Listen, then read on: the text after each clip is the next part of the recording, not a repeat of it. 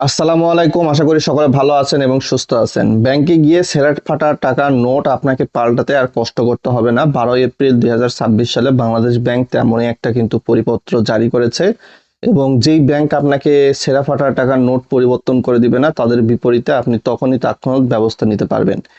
এই বিষয়ে দেখতে পাচ্ছেন আপনারা ছেঁড়া ফাটা বা ত্রুটিপূর্ণ নোট ও ময়লা নোট গ্রহণ এবং উহার বিনিময় মূল্য প্রসঙ্গে বাংলাদেশ ব্যাংক যে সার্কুলারটা দিয়েছে, শীর্ষক বিষয়ে 15/12/2025 তারিখের ডিসিএম পরিপত্র 4/12/2025 এর প্রতি আপনাদের দৃষ্টি আকর্ষণ করা হচ্ছে। দুয়ে বলা হয়েছে, জনসাধারণের স্বাভাবিক এবং সুষ্ঠু নগদ লেনদেন অব্যাহত রাখার স্বার্থে আপনাদের ব্যাংকের সকল শাখা কর্তৃক বিধি মোতাবেক ছেঁড়া ফাটা ত্রুটিপূর্ণ ময়লাযুক্ত নোট সেবা নিয়মিতভাবে প্রদান করার নির্দেশনা দেওয়া সত্ত্বেও বাজারে ছেঁড়া ফাটা ত্রুটিপূর্ণ নোট বা ময়লাযুক্ত নোটের অধিক্য পরিলক্ষিত হচ্ছে। এটা বাংলাদেশ ব্যাংক বলতেছে।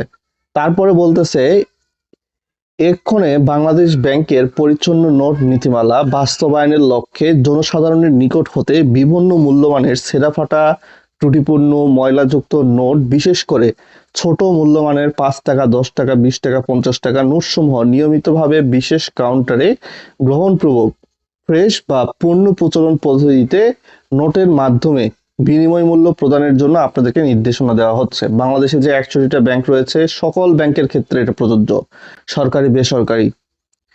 ভিডিওটা লাইক শেয়ার করে আরো মানুষকে জানাবেন, যেহেতু ভিডিওটা ইনফরমেটিভ। আপনি কোনো ব্যাংকে গিয়ে যদি আপনাকে ছেঁড়া ফাটা টাকার নোট পরিবর্তন করতে চাইলেও না দেয়, তাহলে বাংলাদেশ ব্যাংকের এই সার্কুলার দেখাবেন প্রথমে। বুঝতে পারছেন? তারপরেও যদি তারা বলে যে না, আমি পরিবর্তন করে দিব না, সেক্ষেত্রে আপনি চাইলে ব্যবস্থা নিতে পারবেন তৎক্ষণাৎ।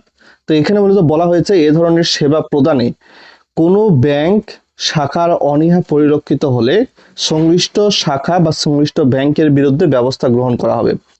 তো ব্যাংকের বিরুদ্ধে ব্যবস্থা গ্রহণ করতে হলে আপনাকে জানাতে হবে, আসলে ব্যাংক যদি আপনাকে ছেঁড়া ফাটা টাকার নোট পরিবর্তন করে না দেয়, আপনি সরাসরি 16-235 বাংলাদেশ ব্যাংকের হেল্পলাইন, এই নাম্বারে ফোন দিয়ে আপনারা জানায় দিবেন। বুঝতে পারছেন? এবং ব্যাংক কোম্পানি আইন 1991 সালের 45 ধারার ক্ষমতা বলে এই নির্দেশনা জারি করা হয়েছে এবং অনতিবিলম্বে এই নির্দেশনাটি কার্যকর হবে।